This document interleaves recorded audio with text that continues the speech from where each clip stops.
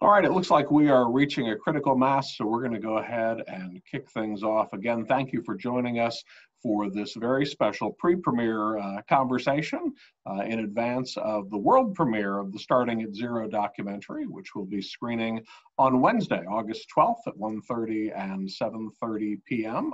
Here on the Eastern time zone.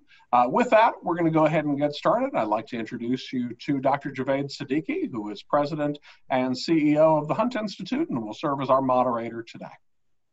Thanks, Dan. I appreciate all your work in this effort. Good afternoon and welcome to all. So glad that you all have taken time to be with us for this really amazing conversation. I do want to take a moment to just share a little bit about the Hunt Institute. The Institute was founded by four-term North Carolina Governor Jim Hunt, who the intent was to provide education supports ranging from early childhood education all the way to post-secondary and workforce to governors, to state lawmakers, and other senior elected officials across our nation. Over the past 2 years, our partners at the Saul Zaentz Charitable Foundation have been hard at work on an amazing documentary on early childhood education called Starting at Zero, Reimagining Education in America. The film, directed by our friend Willa Kammerer, will have its online premiere this Wednesday, August 12th, with free showings at 1:30 and also at 7:30 Eastern.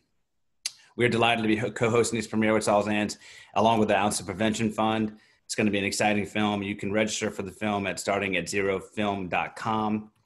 In advance of Wednesday's premiere, we have pulled together a very special panel of leaders today to discuss the importance of early childhood education. With us today are Illinois Lieutenant Governor Juliana Stratton, former U.S. Secretary of Education, now President and CEO of the Education Trust, Secretary John King, North Carolina Governor Roy Cooper, Oregon Governor Kate Brown, and Michigan Governor Gretchen Whitmer. Throughout today's discussion, we'll be posing questions gathered from you all in the audience. Some have been gathered in advance via social media. Others will invite you to begin submitting questions using the Zoom Q&A function there on your screen. As you enter a question, we'd ask that you include your first name along with your location. With that, we'll dive right in. Panelists, welcome and thank you for joining us today. I'll start with Governor Cooper. And appropriately so, as North Carolina has really established itself over a period of decades. Governor, as you know, as I know you know, as a leader in early childhood space, would you mind sharing a little about why supporting North Carolina's youngest learners has been such a winning proposition, not only for these children, but also for the taxpayers of your state? Thank you, Javed, and thank you all for tuning in today. Glad to be with two of my esteemed colleagues, Governor Kate Brown and Governor Gretchen Whitmer. Really glad to have you. And Secretary King, we enjoyed having you in North Carolina not too long ago as we were working on diversifying our teaching workforce, and appreciated your comments. And glad to have all the panelists on board today. This institute is named after the greatest governor in North Carolina's history, Governor Jim Hunt, who is still going strong, wearing out my cell phone, wanting to make sure that we are concentrating on education and particularly early childhood. And here we are in a time where all of our lives have been turned upside down with this pandemic. So it's even more important to be paying attention to what's happening to our very young children. You know, North Carolina has had a model of early childhood education for 25 years in Smart Start that Governor Hunt started, and I was a legislator at the time to help him implement that policy in North Carolina. And as you know, it is an amazingly strong public-private partnership among educators, businesses, healthcare professionals, community leaders to try to get the very best early childhood education to our children. When I became governor, one of the first things that I did was to put in place an early childhood action plan. And it presented us with a long list of goals of having healthier children with a lower infant mortality, with fewer children hungry, with fewer children facing abuse and neglect, with decrease in time in foster care, and more kids being able to attend early childhood education, and more, many more, but all of these with measurable targets. We've already made progress in infant mortality, and particularly young infants with color. We're continuing efforts with Smart Start, and in addition, We have had a lawsuit that has been going on for quite a while against the state of North Carolina regarding education, and make sure that our Constitution is fulfilled of requiring that every child receive a sound basic education. I formed a task force on this sound basic education. They've come forth with recommendations that's going to help the court implement what I think is a positive order requiring pre-K for all eligible 4-year-olds, and making sure that we have an early childhood educator pipeline. There's so much to talk about, but finally here, as we deal with COVID-19, we've realized that our young children need extra help, and that childcare needs to be even more robust than ever. So we have, in this difficult time, tried to up the pay for our early childhood educators, paying co-payments for our frontline healthcare workers, and making sure that we make early childhood education and childcare as effective as possible and as safe as possible during this pandemic. Look forward to other comments of the panel, and all of you guys are welcome to North Carolina to talk more about what we're trying to do to help our young children. Thank you, Javed. In late March, Oregon was one of the first states in the nation forced to take emergency action, temporarily closing childcare except for emergency childcare. As the state dealt with this initial onset of COVID-19, I know that you and your administration have been working tirelessly to support providers to ensure their sustainability. What lessons has the pandemic taught Oregon about the importance of childcare industry, and what do providers in the state need most during this challenging time? Thank you, Javed, and it's great to be here with all of my colleagues on this critically important issue. The pandemic has truly underscored what so many of us already knew, that childcare is essential to our families, our children, and to our economy, and that, of course, women, and particularly women of color, bear the brunt of this under-resourced pillar of our economy. Our childcare providers, Head Start, and preschool teachers in our state have always been essential workers, but in the past 4 months, they have truly been on the front lines of our state's response to this pandemic. And obviously, their work cannot be done virtually. Last year, we were incredibly fortunate.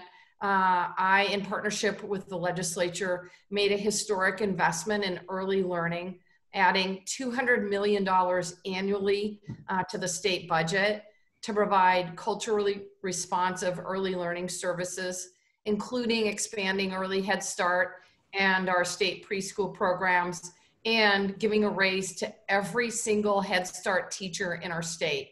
So right now I am fighting to protect those investments through the pandemic, even though our state, like many others, is facing a really challenging budget crisis. In the aftermath of the emergency, I authorized changes to our child care assistance program to ensure that providers are still being paid, even if a child is not in care, and that families are able to access care without burdensome co-pays. But as we all know in this Zoom room, it's not enough. This pandemic has truly exacerbated the inequities of our early learning system and our education system as a whole. And so my goal is for all children in Oregon to return to in-person instruction by the first of the year. We're particularly focused on getting our children in the early grades, K through 3, back into the classroom as quickly as possible. Unfortunately, at this time, the virus is not controlled enough in Oregon for most children to return to school in person. And as we all know, that absolutely adds further stress on our families and particularly our child care providers. Every county in my state was a child care desert before the pandemic, and the situation is only getting more challenging. We know that a market-based child care system funded primarily by what parents can afford to pay is not durable enough to withstand this type of emergency. I absolutely believe that our nation must invest in a public system of early learning and care, and we have to provide for the economic stability of that system. Our providers shouldn't have to choose between their health and safety and obviously caring for their children and keeping their businesses afloat. We are seeing how historic inequities have perpetuated a challenging situation. Certainly the early learning workforce has been undervalued and underpaid. This is a profession made primarily of women and disproportionately women of color and immigrant women. We have to change. We all can work together to make it happen. Thank you, Governor. It's a good segue, actually, to Secretary King. As the leader of the U.S. Department of Education under President Obama, and now in your role as the President and CEO of the Education Trust, you've had the unique opportunity over many years to think about the nation's educational needs holistically. What do you see as the role of early childhood in preparing all children for academic and also life success? And particularly in light of the current events, how is it a driver for racial equity and justice? Thanks for the question, Jabade, and thanks for the opportunity to join the Hunt Institute. And Governor Cooper, Governor Brown, appreciate your leadership. Lieutenant Governor Stratton, looking forward to hearing from you, and certainly Governor Whitmer. Look, I think it's worth underscoring how important early childhood education is for kids' long-term outcomes. We know that high-quality early childhood education translates into a higher likelihood of graduating from high school, going on to college, succeeding in the workforce. We know actually from research by Nobel Prize winning researcher Jim Heckman that there are better long-term health outcomes for kids who participate in quality early childhood education. So we know how important it is to the foundation for kids' long-term success, and yet we provide inequitable access based on race and income to quality early childhood education. We know, sadly, that students of color are less likely to be in high quality early childhood seats. And in many communities, they are living, as Governor Brown referenced, in childcare deserts where there just aren't opportunities to be in quality early learning experiences. And so if we want to advance equity, we have to close those gaps. We did a report recently at the Education Trust that showed the percentage of Black and Latino students served in high quality state-funded pre-K programs was in the single digits. We have a big challenge as a country making sure that we make these opportunities equitably available. But we also have workforce challenges. The vast majority of the early childhood education workforce is made up of women, and significantly of women of color. This is different from the teaching profession where we have a big gap, as Governor Cooper referenced, we have a big gap between the percentage of students of color and the percentage of teachers of color. But in early childhood, that's less true. More than 40% of the early childhood education workforce is made up of folks of color. And as Governor Brown pointed out, they are often very poorly paid. When I was secretary, we did a study on early childhood educators and found that in many states, you could make more doing nails than you could make working in the early childhood sector. And we know that folks who work in the early childhood sector are more than twice as likely to rely on public income supports compared to other occupations. We've got to pay folks better if we want to address equity issues. And of course, COVID-19 has exacerbated these problems. We think at Ed Trust that Congress needs to step in here, that states can't do this on their own. States can't borrow in the way that the federal government can. So you need the federal government to step in a time of crisis. We think there needs to be at least $50 billion to save the child care sector in the short term. And hopefully Congress will act on that quickly. But then in the long run, we need to build a federal-state partnership that will ensure universal access to high-quality early childhood education.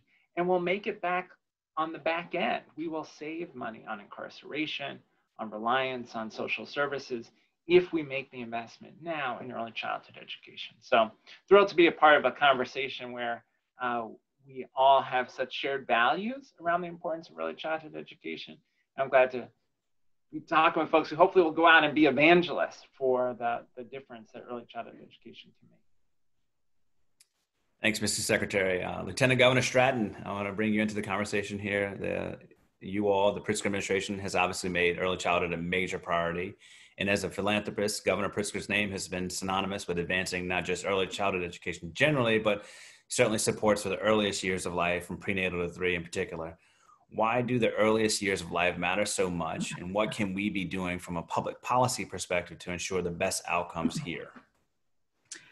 Well, good morning, and thank you, Javed, for the passionate work that is led by you and Dan and your entire team at the Hunt Institute. I'm thrilled to be a part of this incredibly important conversation with such a distinguished group of panelists, all of whom bring such context, passion, and wisdom as to how we can and must do better by our children. Of course, before beginning my response to your question, I'd like to say that every single day it's an honor to serve alongside of Governor J.B. Pritzker, who is in fact a national leader in supporting early childhood education and has ensured that our administration prioritizes making education more equitable in the state of Illinois. We actually have a goal to make Illinois the best state in the nation to raise small children. You know, Frederick Douglass once said that it's easier to build strong children than to repair broken men. And I'd like to adapt that quote just a little bit to say it's easier to build strong children than it is to repair broken men and women. And who are the builders? Well, we are the builders. It is our duty, not just as policymakers, but also as just caring human beings, to break the cycle of underserving our children who need the most help, especially those from marginalized and under-resourced communities. We can break this cycle with caring and smart policy changes, and also by understanding the science. Science that says, for example, that 85% of the brain development happens in the first 1,100 days or 3 years of life. That during this time, billions of cells are growing and will affect how a child learns, reacts, and bonds with other human beings. Data that shows that when children are abused or neglected, or when they go hungry or are homeless, when they are exposed to community or domestic violence, they are in a constant state of trauma. And this constant state of trauma leads to toxic stress and changes a child's life forever. But in all honesty, and especially in the times that we find ourselves in right now, we know that trauma is also the result of systemic racism in our educational system. In fact, the American Academy of Pediatrics describes racism as being detrimental to the mental health of children of color. The educational system often views Black and brown children through a harsh lens, even at the earliest stages. And too often, instead of being viewed as simply curious or inquisitive, they are much more likely to be characterized as troublemakers who talk too much. Black and brown children are disproportionately penalized in school for their behavior. And as I mentioned before, this practice often begins at a very early age. And so an example of policy is why, as a state legislator, I sponsored and worked very hard to pass a bill to end preschool expulsions in Illinois, because 3- and 4-year-olds were being expelled from early childhood programs, disproportionately Black and brown boys and increasingly Black and brown girls. So what I always say is that we not only have to dismantle the school to prison pipeline, we must also work to dismantle the preschool to prison pipeline. And of course, COVID-19, as I'm sure that we will talk about throughout today's conversation, brings another layer to this conversation of addressing the inequities. So I'm going to end there because I know you'll have many questions, and those who are participating today will have many questions. But I wanted to just say that as we talk about how we are going to do this work to give our youngest children the best start possible, we have to recognize what's baked into some of the systems that exist in our country, and how do we dismantle that systemic racism to make sure that every child has an equitable opportunity to succeed. Thank you, Lieutenant Governor. While we're waiting for Governor Whitmer, who's joining us in a moment, I'm going to come back to Governor Cooper here. We have a question from Caitlin, who lives in Asheville, North Carolina. And I'll ask Governor Cooper to respond first. Feel free, if you all have thoughts that would support the governor's position, please feel free to lean in and offer a response. But I do want to get to as many questions from the audience as possible. So we'll try to be as succinct and not have everybody respond to one question. So Governor Cooper, childcare tuition and subsidy rates often fail to reflect true cost of quality care. This results in a business model that keeps providers on the edge of collapse. And as the Secretary mentioned earlier, many early childhood teachers in poverty with low pay and minimal benefits. How can we fix this system to provide both quality care and also living wages? Thank you, Caitlin, for that important question. Investment in our early childhood educators is critical. You just mentioned, the Lieutenant Governor just mentioned about 85% of the brain formation occurring in the first 3 years. It's one of the reasons why we have put a rating system into our child care system, and where we encourage 4- and 5-star child care centers to be in place and for parents to use them. But in order to get that high of a rating, you have to have educators who are prepared. So this is where we can invest. For example, this year we had money that we were going to invest to be able to up the subsidies and up the pay for our early childhood educators from some federal money that was coming in, but the legislature diverted that money in order to balance the budget. It's a question of priorities. It's not all about money, but it's a lot about making sure that we put the investment in to get the best people to be able to teach our young children and to be able to provide care for them. We've got to put an emphasis on this like we are putting an emphasis on the pipeline of teachers into our K through 12 system. We've got to make sure that we are putting the investment there early in the process, and we're going to keep working. I do believe that the Leandro case and the recommendations on the Commission on a Sound Basic Education are going to truly emerge here in the next few years. And from my administration is hopefully next year I start my second term, this will be a major focus, making sure that our child care facilities are 4- and 5-star. And in order to do that, you have to have people who get a better wage than they're getting now and have the training that they need. Governor Stratton, did you want to lean in on this one? You're muted. We'll get this right. I just wanted to say that at the end of last year, Governor Pritzker created the Illinois Commission on Equitable Funding for Early Childhood Education and Care. It's made up of about 30 stakeholders, including elected officials, advocates, and providers. It's convened once a month, and the commission is really divided into 4 different working groups that are taking a hard look at how we can transform our educational system, make it more equitable and fully funded to provide for all children. Because as all of us know who are participating in this call today, that a child's zip code should not dictate the quality of their education. So the goals of this commission include determining how much it will cost to have a great system beginning from preschool to age 5, and identifying a mechanism to fund that system, as well as exploring how it should be structured within our state government. There's also protocols that are in place, and recommend that the recommendations from this commission will be put through process to ensure that equity and inclusion for our most underserved communities are best represented. I know several have already talked about the need to think about equity as it comes to those who are working with our children and the families in areas of social services and early childhood education. As has already been stated, we know that these workers are predominantly women and disproportionately people of color who are often underpaid. The jobs often don't provide benefits.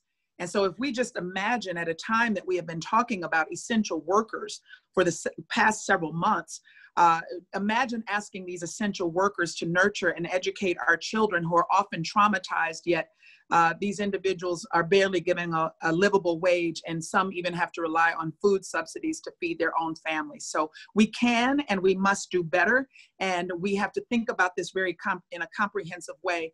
And the way that we are doing it here in Illinois begins with thinking about a real comprehensive approach through this commission. Thank you, Governor. This time I'll bring Governor Whitmer into the conversation. So good to see you. I know that early learning has a special place in your heart and has a special place in your administration, and that you ran in part on a platform that would dramatically expand access to pre-kindergarten. Can you talk a little bit about why early childhood education is such a priority for you as you look at the needs of Michigan's families and certainly the economy? Sure, Javed, good to see you, my friend, and it's good to be here with all of you, my fellow governors and the Lieutenant Governor. Glad to be with you all. You know, we've been focused on expanding pre-K for families that need it most since the beginning of my administration. I've made it a priority in my last State of the State address because I know how crucial it is, not just for our families, not for just for the little people we're talking about, which of course is the center of all the work that we're doing, but also for our economy. It's smart. It's a long-term investment. Children who attend full-day preschool programs have increased vocabularies and outperform their peers in cognitive development, in math, and physical development. And so investing in early education is really essential to eliminating the disparity for low-income children who fall behind in third grade reading, for instance. That dictates essentially the trajectory of the rest of their lives. Here's what we have to do in order to expand pre-K for Michigan kids. We have provided additional funding to the Great Start Readiness Program. We've coordinated with existing structures to direct increased funding to kids who need it the most. So we built equity into our per pupil allotment. And we've created a continuum of care from birth through kindergarten for low and moderate income families. We know that pre-K is just one part of what truly is a great start for kids. And that's why we're also working to expand access to home visiting, expand access to early interventions and childcare, because we know that families are stretched. And all of these supports help families meet the needs of their kids and help our kids meet the benchmarks that truly are important for being a lifelong learner and ultimately having a better health and more likelihood at prosperity throughout the course of your life if we get it right at the beginning. So that's what we're doing in Michigan.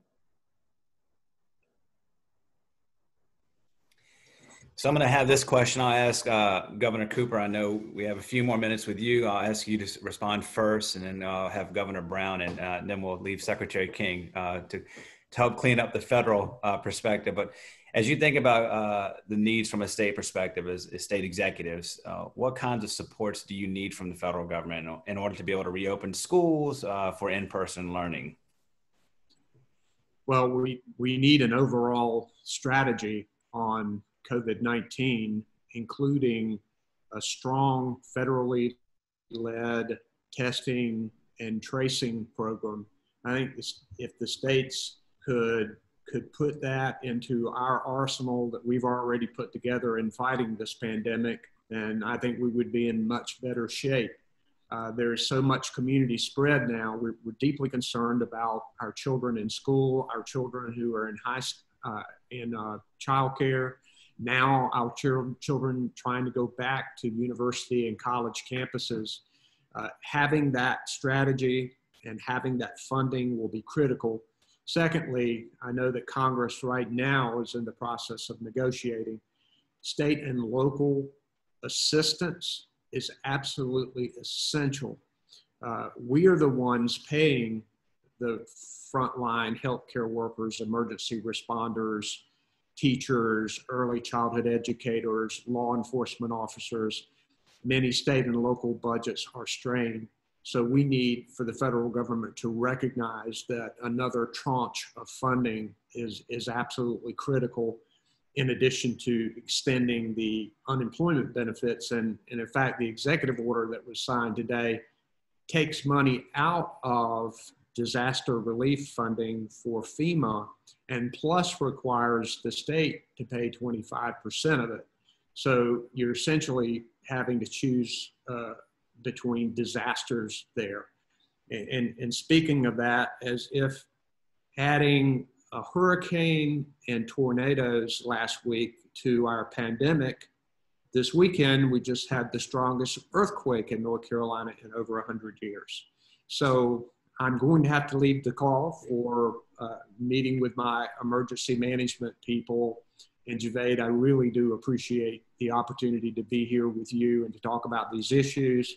And again, my best to my fellow governors, Whitmer and Brown. Thanks very much. Governor, thanks for joining us and thanks for making time. I know it's been a crazy week for you, but our thoughts are with you and your state. So best wishes. Thanks for your time, sir. Governor Brown, did you want to expound on that a little bit more from your perspective in Oregon? Sure, just briefly, Governor Cooper did a great job. Testing capacity, obviously would be great to have a national response. We have quadrupled our testing capacity here in Oregon the last couple of months, but we actually need to quadruple it again if we're going to be testing staff and students, which I think we need to do. Secondly, adequate funding or frankly, the federal government providing adequate personal protective equipment would be huge. Third, I've convened 2 councils, one K through 12 and the other early childhood, focused on healthy reopening systems and our Healthy Early Learners Council to ensure that all of our children are put on the path towards success. But what I hear from educators in my Early Learners Council and in my Healthy Schools Reopening Council is that they need more training. That we know that at least some part of the school day is going to be online, and our early learning educators and our K through 12 educators need resources for training to be able to do this successfully. And then lastly, if we were going to do this right, if we were really intentional about investing in a system of early learning and childcare and do it safely under a pandemic environment, we would have to substantially multiply the number of childcare and early learning educators that we have online. And honestly, the only way we could do that as a country is for this nation to invest in a system of early childhood care and learning. And I think we need to do this anyway, but to do it safely during a pandemic, we would need to hire a substantial number of educators, teachers, and staff to make it happen successfully, to protect our children and to protect our educators. Keep your cohorts very small. Keep our kids safe. Thank you, Governor. Mr. Secretary, do you want to speak to that from your time in the big seat from a federal perspective? Yeah. Well, you know, both governors, I think, got it exactly right, that we've had a lack of a clear national strategy in response to the pandemic. And now we're talking about this issue in terms of the reopening of childcare in schools. But it's really not a schools issue. It's a society issue. We don't have rapid response testing. We don't have contact tracing. We don't have a strategy to help folks quarantine, which is critical, especially in low-income communities where people are living in multi-generational family units in tight housing conditions. We don't have broad compliance with public health requirements like mask wearing. So in the absence of a coherent national strategy in response to the pandemic, we're in a position where it's very difficult for childcare or schools to open. It didn't have to be this way. Our international competitors had coherent national strategies, so they're in a position to be able to reopen schools and childcare. In terms of what the federal government needs to do now, that should be the bare minimum. Get its act together with a coherent strategy in response to the pandemic. But second, I do want to point out, we have a real child hunger crisis in this country. 14 million kids who are food insecure. 40% of Black and Latino families are struggling to get food reliably to their kids. So we need a very significant increase in SNAP benefits. We need extension of pandemic EBT, which allows free and reduced price lunch meals to be turned into an ATM-like card that families can use to get groceries. Governor Whitmer has done actually a nation-leading good job with pandemic EBT, getting food to families in Michigan. We also need a national strategy around the internet. Governor Brown pointed out, pretty much everywhere we're going to have some mix of distance or hybrid. And yet, we know as a country about 79% of white families have reliable internet access, 66% of African-American families, 61% of Latino families. Some kids literally have the schoolhouse door barred for them because they don't have internet access. Again, this is a national problem. It needs a national strategy. At a minimum, Congress ought to set aside at least $4 billion for the E-rate program, which can then be used to try to get internet access to kids. But this is an education problem. It's a looking for a job problem. It's an accessing benefits problem. We've got to get the internet to folks, particularly our high needs urban and rural communities. Well, Governor Whitmer, you had some news last week, the public health crisis on racism. I thought that was fantastic. I appreciate your leadership in this space. But the Secretary specifically highlights Michigan. Do you want to lean in here and offer your thoughts about how people of color specifically are being lifted up and addressed within your state? Sure. So I appreciate what Governors Cooper and Brown said, and certainly Secretary King. I think that one of the things in this moment that I've really appreciated about some of the early work we did in his administration was ensuring that we really have a cabinet of people that really look like the state that we serve. That diversity that is truly empowered has really made a difference here. So one quick example is that our chief medical executive is a woman by the name of Dr. Janae Caldoun. She is an African-American ER doc. She was one of the first people across the country to see the connection between what we were seeing in terms of COVID number of cases and deaths and the incredible disparity and impact that it was having on communities of color. And so Michigan and Illinois, Lieutenant Governor, Michigan, Illinois, and Louisiana were the first three states to really put this data out there. And it helped empower other states that hadn't confronted it early enough to know that this was an important part of the outreach, the education, the expansion of healthcare. And so it's something that I think was really important. But I think Secretary King touched on something that I really believe is incredibly important. And that is, these executive orders that the nation's governors have had to execute have weighed heavily on all of us.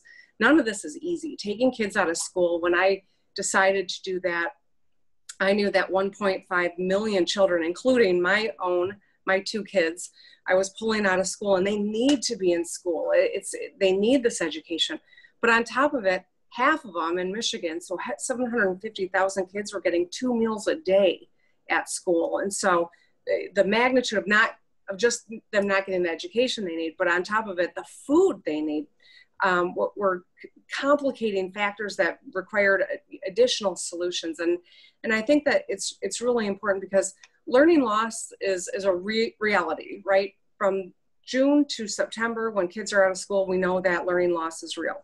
We also know that it is a lot more profound for kids in higher poverty. And so the learning loss from March until whenever it is that we resume in person is going to require a lot of wraparound services. And that's why this, negotiation that's happening in Washington, D.C., I am praying that they get it over the finish line, because all of our states are dealing with general fund revenues that are well below what we expect. $3 billion in Michigan this year, and more than $3 billion for next year's budget.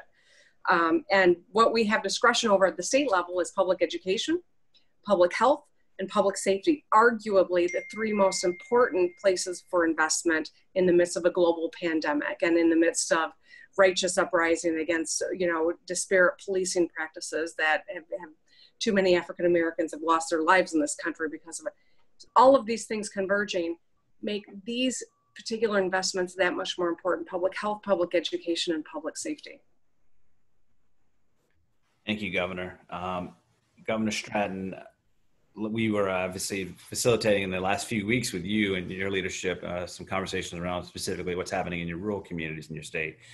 But with this pandemic raging, access to technology is critical for families and a real inequity for children from low-income families. How do we close this gap to ensure all children are in fact learning during this time of school closures? Well, certainly, and I appreciate the leadership of the governors on this panel, and of course, our own governor, Governor Pritzker, who have had to take such leadership at a time where we've lacked the sort of guidance that we've needed from the federal level. What I would say is, like everything else in the world right now, and as I alluded to earlier, COVID-19 is certainly a different layer of challenges that we have to address as we talk about the needs as it relates to early childhood education. Just within the past few days, Governor Pritzker announced a $108 million for COVID relief with an emphasis on early childhood education and K through 12 education. It's going to help support professional development and early childhood mental health consultations so that early childhood professionals can address the social emotional needs of young children. We know that COVID-19 has had a tremendous impact on the mental health of our nation. And we cannot forget and let our smallest and youngest children fall through the cracks as we address this. We've also launched an innovative text message initiative to help parents support their child's learning at home. All of this kind of activity is only supported with the access to broadband internet. We have had conversations certainly over the last several weeks with the Hunt Institute.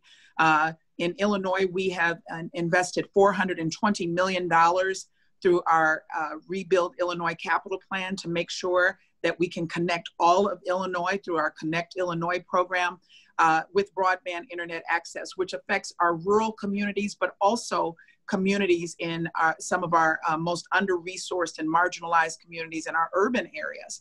And so this is an issue when all of a sudden schools have to operate in either a remote capacity or in some sort of hybrid relying on technology when we have so many communities, and not just communities in terms of children and their families, teachers who are in communities as well, our educators in some communities that don't have access to broadband internet.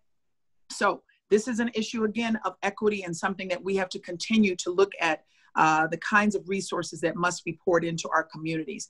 And then one last thing that I just want to say is that our early childhood programs and preschools that have been the most severely impacted by COVID-19 are going to receive some additional flexible funding to support learning materials, personal protective equipment, additional staffing, and technology to again support our youngest learning. So these mental health needs that are emerging from this pandemic are great. We know that the children will present different symptoms and trauma that will be very different than the way it presents in adults. And so we have to make sure that we have early detection and put these children on a path of not just learning, but also on a path of healing to provide them and their families with the right resources. So this whole panel was really designed to focus on this upcoming premiere of the Saul's Ants film coming Wednesday. One of the governors and First Lady from my home state, Virginia, Governor Northam, Pam Northam, the First Lady, have done some tremendous work in adding almost $100 million in this early childhood space. Secretary King, given what we're dealing with, and you know this more than others, with the impending declines in state revenues, I am worried about what's going to potentially happen here in Virginia, and certainly I know our governors are worried about what this means for the lose-lose proposition because the budgets aren't in place to support education, prenatal to post-secondary. So how are you advising people to make these decisions on where is the best place to invest and why? Sure. Well, I'd say first, Congress has to step in here, right? At the end of the day, I don't believe state and local government can solve this problem on their own. We need federal resources. So acknowledging that, I think what states are presented with is a series of really impossible choices. What I would urge folks to do is to prioritize equity in the communities that are most vulnerable as they think about cuts. And one of the challenges is when you have to make cuts, the fair thing would seem to be to cut everyone the same percentage, but the reality is that is unfair because the local communities that are affluent, they can replace those dollars with locally generated dollars. But in high needs communities, they don't have any place to get additional funding. And so both in the early childhood sector and in K-12, I think it's important for states to ask for more sacrifice from more affluent communities to protect the resources in high needs communities. And I think we have to keep making the case that these investments in early childhood education are worth making. And that may mean we need to go get additional revenue. And that's uncomfortable politically often, but it may be the reality. It may be the reality that we have to ask the people who have the most to contribute a little more. It may be that we have to think in terms of smart revenue enhancements, like ways that we might disincentivize carbon-based activities in order to generate resources that could support early childhood education. But in the long run, we will all be worse off. Our economy will be worse off. Our democracy will be worse off if we don't get high quality early childhood education to all of our kids. And so this is a real leadership moment, not only for governors, but for legislatures as well. Governor Brown, I'm going to come to you. You mentioned your goal of having a goal of getting students back in the buildings the first part of the year. How do we rebuild? This question is coming from our friend Ashton Clemens, is a legislator in the state of North Carolina. How do we rebuild so that when children are able to be together again, that we fill gaps created during this time to prevent these lifelong impacts? What do you have you all had any conversations? How are you ready for that storm? That getting them back is one thing, but then there's going to be a storm of what is that sort of pronounced summer melt through our COVID melt, as many are referring to it. Really good questions, and really appreciate Secretary King's comment about the challenges that states like Oregon, I know other states, Illinois, Michigan, facing the same challenges. This is a federal problem, a national problem, and it requires a national response. For states like Oregon, I'm going to put my body in front of any potential cuts to early childhood education and care. As Governor Stratton said so very well, we know that 90% of brain development happens in the first 5 years.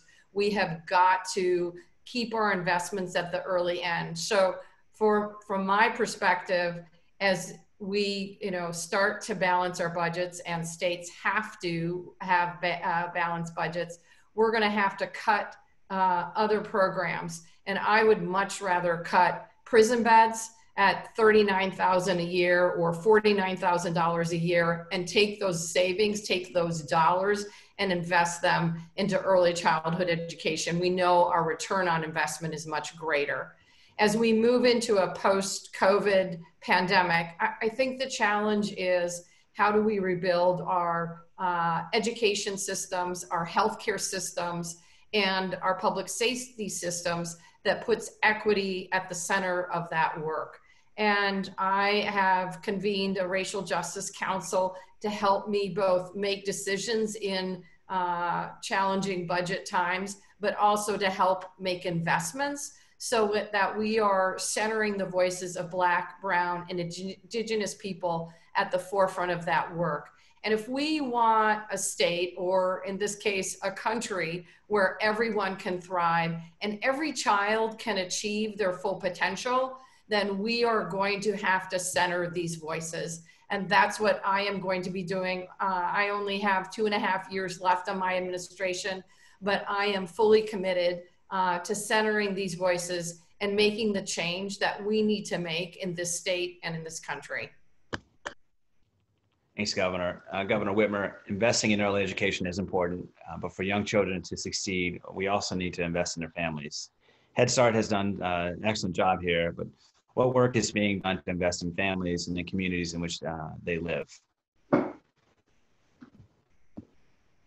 So I think that that's a really important point, Javed. We know that it's going to be really important that families are able to go to work so they can get back on their feet and put food on their table and stay safe in that process. So one of the things that we are really focusing on is quality, safe, affordable childcare. We know that it's just absolutely essential for families. Parents need to have the peace of mind that their kids are going to be safe and learning, and that is available to them, and that it's not going to cost the whole month's rent in the process. So this is a space in which we've been working to subsidize and capitalize on different things that are available from the private sector, from government as well. And we've made some strides in that space, but there's a lot more work to do, especially now when so much is shut down and some parts of the economy are re-engaged, and there's so much uncertainty around school. Across, our state, we know that for families at all income levels, that this is one of the most costly parts of their daily and monthly expense, and that's why this is one part of, I think, a broader solution for families. I also would just acknowledge that we have really worked hard to make sure that we're drawing down every benefit and dime available from the federal government. I know the Secretary alluded to that, but ensuring that we are addressing food insecurity. Part of the work that we've done around preventing evictions in the midst of this moment is hopefully policy that, lessons that will drive policy moving forward. So I think that there are a lot of different pieces. We changed our asset threshold so that more people can get some assistance from the state. We've also, I think, made it easier for entrepreneurs and, communities of color and female-led businesses to get access to the kind of support that they need to make it through this time. So there are a lot of different pieces to answering this question, but recognizing that there are, when families struggle, it means children are struggling, and it means that our economy is at risk, and that's why this has taken up such a priority in terms of the agenda and the work that we've been doing. So as we're running late in the hour, I'm going to ask us to do a quick round robin because I want everybody to kind of weigh in on this final question. As an early childhood advocate, many are saying to us that now is the time to rethink the financing of early childhood. Our field has been recognized as essential during the pandemic, but our funding doesn't seem to reflect this fact. How do we make the most of this particular time to rethink how we fund early childhood education? And I'll ask everybody to sort of offer a succinct response to that.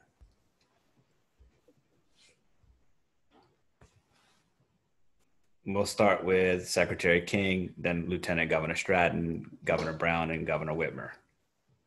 Sure. Two things. One is I think we ought to have a federal-state partnership. It could be modeled in similar structure to, for example, how we structure Medicaid. But the idea would be that the federal government put in a significant investment alongside states to incentivize investment that would get us to universal access to quality early childhood care for kids 0 to 5. And that is achievable in the wealthiest country in the world. The other piece I would add is that as we do that, we've got to raise the wages of the workforce, and we've got to invest in the training of the early childhood education workforce. We have structures that we could align to that, like the Pell Grant program, right? So we could make investments in higher education coupled with investments in early childhood education that would both improve access and quality simultaneously.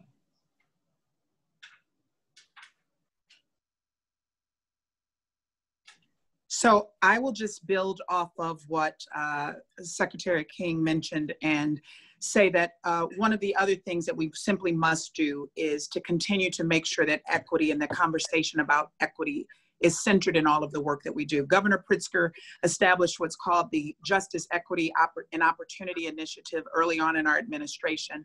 And one of the things that we did is we partnered with the Erickson Institute here in the city of Chicago in Illinois to create a think tank of 23 compassionate stakeholders from state agencies and other legislators and other groups to really understand why early childhood investments are so critical and what that return on investment really is when we invest in our youngest children. And so they are all developing action plans, but what it has done is it allowed us to think very broadly and use our imagination to reimagine what's possible as we think about putting our children on the best path forward. So this is a way that we're trying to allow our leaders to really think differently about early childhood. Many don't understand why these investments are so important. So we have to do so, and we have to do so with an eye on equity. Governor Stratton is absolutely right that we have to have equity at the focus of our work. We absolutely have to close the opportunity gap before it has a chance to take root. And that's why our investments in early childhood education and childcare are so critical. And as a country, we know how to do this. We did this during World War II. In Portland, in Vanport, women went off to build the ships, right? So what did we need? We needed 24-hour daycare, early childhood.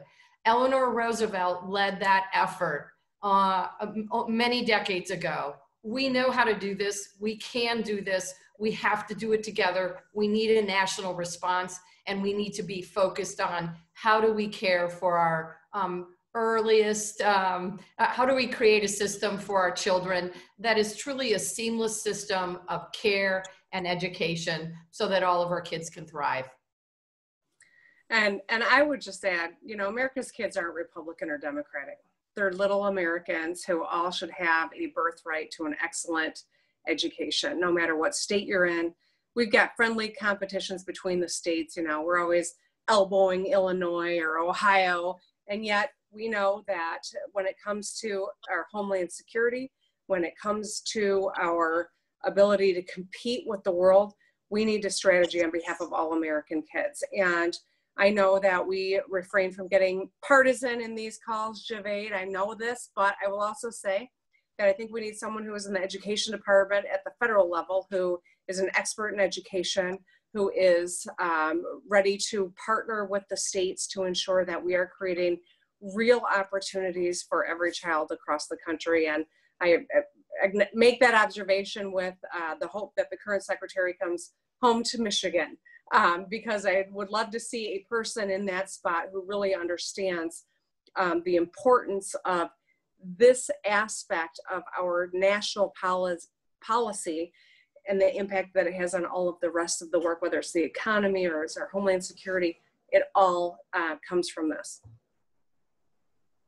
Thank you to all of you. I want to thank all of our panelists, especially our 3 Hunt Cain Fellows. I know Governor Hunt is dying to lean on this conversation. I'm sure he's killing himself or not. I know he's watching right now, so I'm confident he's going to be calling me afterwards. So I'll just say on his behalf, on our collective behalf, we're thankful for all of you all. We're thankful for your collective leadership. Governor Whitmer of Michigan, former Secretary, U.S. Secretary of Education John King, Lieutenant Governor Juliana Stratton of Illinois, Governor Kate Brown of Oregon, and Governor Roy Cooper of North Carolina. I know how busy your schedules are and grateful for your willingness to join us in this important conversation. Thank you to all of our viewers, over 1,000 viewers for joining us, and our co-conveners at the Saul-Zaentz Charitable Foundation and the Ounce Prevention Fund. We hope to see you all back Wednesday at 1:30 p.m. and or 7:30 p.m. for the online premiere of Starting at Zero, Reimagining Education in America. To register, please visit startingatzerofilm.com. Take good care and stay safe all. Thanks so much.